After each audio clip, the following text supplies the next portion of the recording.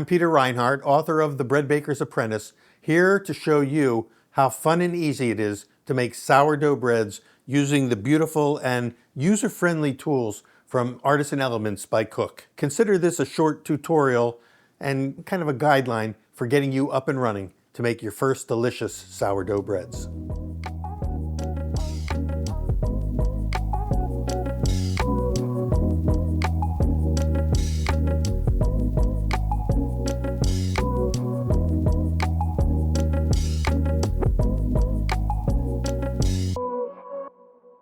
First, you will need a sourdough starter. And if you don't already have one, let me show you how to make one from scratch. It's a very easy process. It takes about 6 days. And the first thing you'll need to do is use your jar, and we're going to scale out or measure the ingredients for it. Now, these Artisan Elements jars come with a very nice little peel-off sticker that gives you conversions between Fahrenheit and centigrade. I'm going to go ahead and stick this to the jar just for easy reference in the future.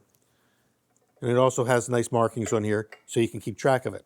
Now that I've got my jar, you can either scale the ingredients out by volume or by weight. I always recommend weight because it's much more accurate. So I'm going to put this on a scale, turn on my scale, and I'm going to zero the scale. We call it tearing the scale. And the first thing I'm going to do is put water in. On day one, all you need is 2 ounces of water. I've got this down to 0. 2 ounces is the same as 57 grams. We're going to go ahead and put the 2 ounces of water in here, room temperature. And now I want an equal amount by weight of the flour. That's 2 ounces of flour. So we're going to go ahead and scoop this into here. It's about half a cup. Flour weighs much lighter than water. So I'm going to zero my scale again, back to 0, and I'm going to put in 2 ounces of water, 2 ounces of flour to the water. There it is. So I've got equal amounts of water and flour, and now I'm going to take this off the scale and just stir it using the blue spatula. This comes with the kit. It's a nice little silicone spatula, easy to work with. But all we want to do at this stage is to hydrate the flour. We're not going to see much fermentation because this is day one. It takes time for that to happen, but we're starting the process.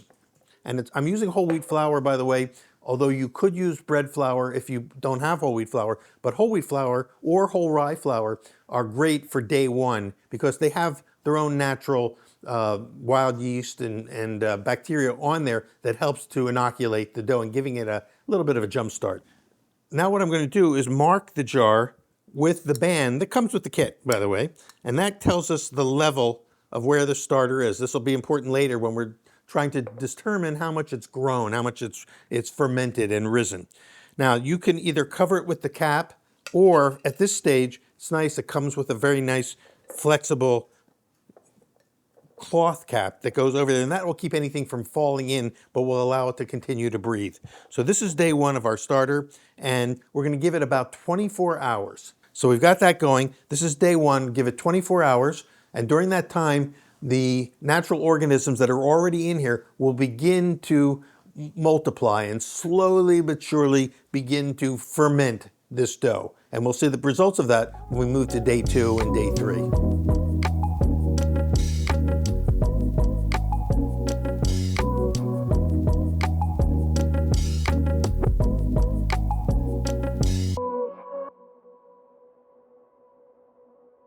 On day 2, we're going to switch to unbleached bread flour, and we're going to build this up. So here we've got our day 1 sponge. I've got it on the scale. I'm going to start the scale back at 0, and we're going to add another 2 ounces of water, just like we did on day 1. We're going to repeat the day 1 process, but we're going to switch flours. So I'm going to put 2 ounces of water in. There's our 2 ounces of water. And what I like to do is stir this a little bit to kind of mix the flour and the water together because it gets things going more easily. And then zero my scale, and we're going to add 2 ounces by weight. And once again, we're going to stir to fully hydrate all of the flour. And our sponge has just grown and doubled in size. It hasn't fermented yet because after 24 hours, you're getting really just the beginning of fermentation. But now we're feeding it with more nutrients, and we're switching to white flour, which is higher in gluten. The whole wheat flour is great for day 1, get it started, but the bread flour has a much higher amount and stronger amount of gluten, which is what we're going to need later when we make our bread. And now we have our day 2 sponge. And day 2 sponge is going to need another 24 hours to begin to activate. You can cover it again with the cloth, or you can put your jar lid on top.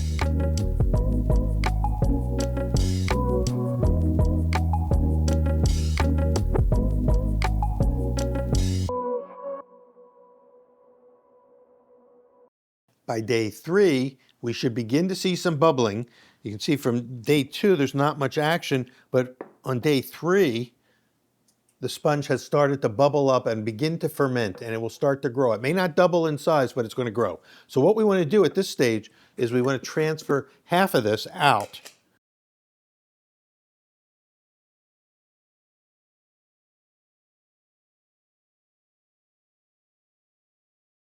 Let's take 4 ounces out of here. You can give this to either a friend who wants to make sourdough starter, or you can discard it. But I'm going to zero the scale with the spatula in and add 2 ounces of water, just like we did on the previous day. There's our 2 ounces of water. The sponge gets lighter and lighter because we're diluting the whole wheat flour with white flour. And this is going to be much more active now that it's happening. Now that we see fermentation happening, this is going to grow at a fast rate. So you may need 24 hours, you may need 12 hours. Keep your eye on it, and when you see a lot of bubbling action and the dough start to climb the jar, it's time to go to the next phase. And you will now have what we call the mother starter, the one that you're going to keep alive forever and always replenish it and be able to use it to make your breads. So it's going to look like this. It's going to be about 8 to 10 ounces of starter, and as you use it, the recipes typically call for anywhere from 4 to 6 ounces of starter for a single loaf batch. You will bring it down to where there's only 2 ounces left. So this can come all the way down to about here. And when you have 1 to 2 ounces of starter left, you can build it back by repeating what we did, adding this time 4 ounces of water and 4 ounces of flour. So there's 8 ounces right there. Mix it in with the 1 to 2 ounces of remaining starter from your original mother starter and give it anywhere from 6 to 12 hours to start bubbling and rising to where it's 1.5 to 2 times above the band. This will be the way that you keep your mother starter going from batch to batch to batch. And from this, we can start making bread. Here's a tip if you haven't used your sourdough starter in more than a week or so and you feel that it's kind of weak and it's broken down, is you can reactivate it by taking just 1 ounce of old starter, add 4 ounces of flour, 4 ounces of water, and start all over again using the original mother starter as the seed for your new mother starter.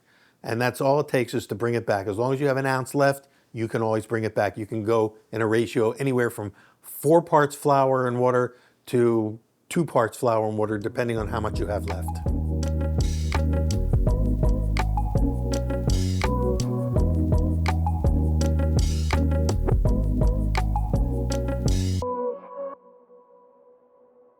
Now that you've established your starter, we can start making bread. We've already pre-scaled the flour. It's 20.25 ounces of flour. This is bread flour, and it's already in the mixing bowl. We've got 13 ounces of water at room temperature. I'm going to put it all in. If I need to put more in later, I can. If it's too wet, I can always add a little extra flour. Now I'm going to put the sourdough starter, 6 ounces of sourdough starter. I put the starter in a lightly oiled bowl so it should come out fairly easy. So I'm going to put the salt in last. I've actually pre-scaled this in grams because it's much more accurate on these scales to use grams for something as small as salt. It's about a tablespoon and 3/4 or so, or 13 grams. So I've got that ready to go. Okay, here we're going to start on slow speed. And now I've got the salt. I'm going to go ahead and put the salt in on top. There's 3 things that have to happen when you're mixing dough. You want to distribute the ingredients evenly. You want to activate the leaven, and in this case, the leaven is sourdough starter. And then you want to develop the gluten, and that's what's happening now. I'm going to kick this up to a higher speed. And the gluten is beginning to develop as the 2 proteins in the flour, gliadin and glutenin, begin to find each other. They're both weak proteins, but when they come together, they form a much stronger protein that we call gluten, and that's what gives the bread its stretch. It takes 5 to 7 minutes of mixing for that to happen. Because what we're going for, our target, is a tacky but not sticky dough. Our target dough temperature is somewhere between 77 and 81 degrees Fahrenheit. We're right at 80 degrees, so that's ideal. To get the dough out of the bowl, I'm going to make a little oil slick. I'm going to squirt about a teaspoon or so of oil. It could be olive oil or vegetable oil on the work surface. In this case, I've got a nice granite counter. You can do it on a cutting board or any other surface, but this will keep it from sticking, and it'll keep it from sticking to my hands. I'm also going to oil my bowl scraper. And again, this is my favorite tool of all the baking tools because it's so versatile. I'm going to use it to get the dough out of the bowl and into the oil slick. If it doesn't all come out at first, get what you can get, then go back and get the rest. And now, being in the oil slick, it's not sticking to the work surface. Now, if this was a very wet, sticky dough, I would, instead of using oil, I could use flour, but this dough is just about where we want it to be. You can see that the gluten has developed. We've got a really nice, strong dough. You see how it's holding together and creating kind of a window pane here. It's pulling apart now because, it's still just out of the mixer, but watch what happens after we knead it for a little bit. So to knead it, you can knead it, kind of fold it over and knead it with the heels of your hands, push away from you, give it a quarter turn, knead it. And if you were doing the whole thing by hand, you would just do this the whole time. But now, notice that just that little bit of kneading, look how much stronger this dough is, and it's not sticky. Of course, the oil is keeping it from sticking in my hand, but it's not a sticky dough, but it's supple. And the key we're looking for is a supple dough. And at the end, when you feel like you've got it where you want it, and this dough feels like it's where it should be, our temperature is good, I'm going to give it a stretch and fold, the final stretch and fold. I'm going to press it out, stretch it, fold it towards the center, fold it towards the center from all 4 sides, turn it, fold it, and flip it over so that the seam side is down. And every time you do that, this dough gets stronger and stronger. And now if the dough feels a little bit on the weak side, do it 3 times. Wait a few seconds and do it at three times at maybe 3 to 5 minute intervals. But watch what happens when I cut a piece of this, just even after 2 stretch and folds, how much stronger this dough has become almost instantly as the gluten has organized itself. And that's a good sign. We want to be able to stretch it to a thin membrane. We call this the window pane test. And then we know that we have gluten development. And you can see this gluten is so strong now that it's holding my finger up.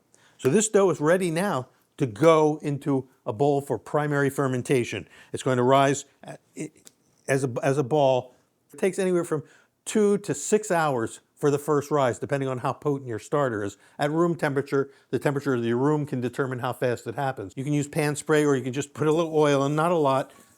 Oil is not part of the ingredients, but it's very functional because it keeps things from sticking. So I've got an oiled bowl. I'm going to form this up into a ball. I'm going to put it in there, kind of roll it around so it's oiled on both sides. And then we're going to cover it. Now you can use plastic wrap, but Artisan Elements has provided you with these wonderful shower caps that you can use to cover your bowl to keep it from getting a skin or a crust. This will go and sit until it has doubled in size, and then it'll be ready to be shaped for the final rise before it goes into the oven. Okay, your dough has had its first fermentation, it's gassed up, it's fermenting, it's developing flavor. Now we want to shape it for a final rise to be able to turn it into a loaf. In this case, the recipe makes the perfect size dough for one of these proofing baskets we call bannetons. And you can do the bannetons either directly on the bent wood that gives a nice design, or you can proof them in a basket with the liner in that covers the bent wood, and you can proof them either way. And the nice thing about this style is that it comes out very easily. This gives great design. So before you start to put your dough in it, we want to go back and we want to make sure that any dry flour that's in there from a previous bake gets brushed out.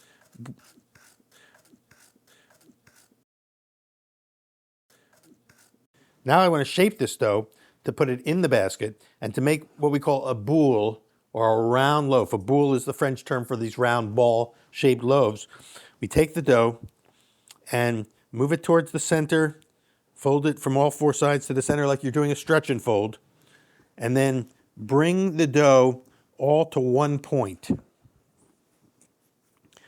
and squeeze it closed. You don't want to squeeze any air that's been developing during the fermentation out. Only squeeze it where it comes together, which will be the bottom of the loaf. So I'm squeezing this closed. I'm going to then put it on the workbench and form it into a round. If I see any cracks, I'll just pinch them closed.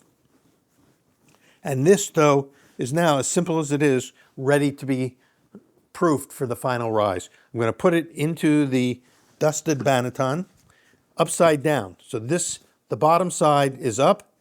The top side, which is underneath, will become the top of the loaf after we bake it. We're going to cover this, and you can cover this, with plaster air, but more conveniently, we've got our shower caps provided by our Artisan Elements kit, and this will go and will proof, and we call it proofing. It's the same thing as fermentation. It will proof for anywhere from 2 to 4 hours, depending again on the room temperature, the strength of your starter, till it fills the basket. Make note of how much it's filled the basket. By the time we're done, it will actually fill the basket all the way to the top. And then this one will be ready to be baked. To shape a sourdough sandwich loaf, you can take that same recipe, that same dough, and I'll show you how to form it into a loaf. A little oil on the work surface like we did for our mixing phase, just to keep it from sticking and to make it easy to handle. And take that dough that's had its first fermentation, it's already risen once, lay it out, kind of flatten it down, and then start to roll it up like a carpet. And as you roll it, pinch it closed. Roll it and pinch it until at the end you've got a torpedo shape. Now, the first time you may have some creases and seams. Use your fingers to press the seams closed and it will pop out and it will smooth out that dough. It's that simple to make that shape.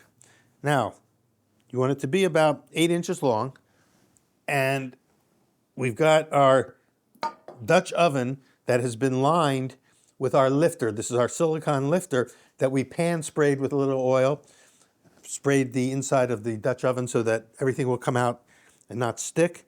Then lift the loaf into the Dutch oven, and you can see that it only comes up about 1/3 of the way. By the time this is done, this loaf will come close to the top of the entire container. We're going to cover it and use the Dutch oven as a proof box for the final rise. And you can put this anywhere, either at room temperature or in a warm spot, or you can hold it overnight if you want to bake it the next day, but you'll proof it in here. It will take, at room temperature, probably 3 to 4 hours, maybe longer. You just have to, depends on the potency of your starter and the temperature of the room. And when it comes to about 3/4 of the height of this Dutch oven, that's the time to bake it. Another shape you can make with this dough is what we call a batard, which is an oblong loaf, like torpedo shaped. It's not as long as a baguette. It's not as round as a boule. It's a batard. It's in between. And so we're taking from the same recipe. I'm going to divide this recipe in half. I've put it on a floured surface, and I'm going to dust a little flour over the top, because the baskets that we have, the bannetons, are small enough that they can take a 1-pound loaf, or about 1.3 ounce loaf, and you get 2 of them instead of 1. So put one aside, and what you do is you dust it with a little bit of flour, not too much, just enough to keep it from sticking to yourself. Pat it down. Take the top to the center and pinch it in, and you can see it pop out. Take the bottom side to the center and pinch it in, and it will make a seam, a crease right here. Fold that crease over on itself so that it forms a new crease on the bottom, almost like what we'll call like a smile. And we'll pinch that closed. Each time we pinch it, notice how the dough pops out and it tightens. It gives more surface tension to the dough as it pops out.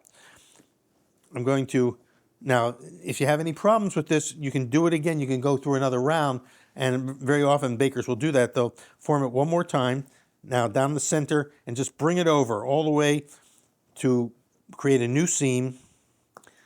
Pinch it closed. When you pinch it closed, the dough pops out, creates surface tension, which will hold the dough's shape when it bakes. That surface tension becomes part of the dough. And then we're going to put these doughs in a proofing basket.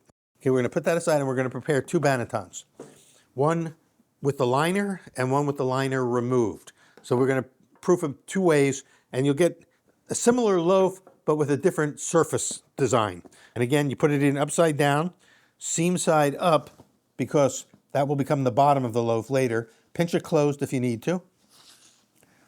This one, we want to make sure that we have enough flour so that the dough will release and not get caught.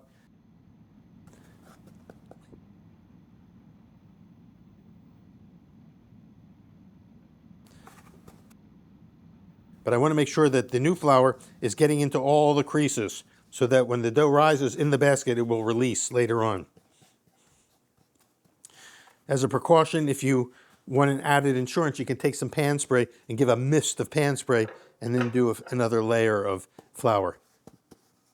Depends on how experienced you are. But this has enough flour in here now that it should be able to release this dough.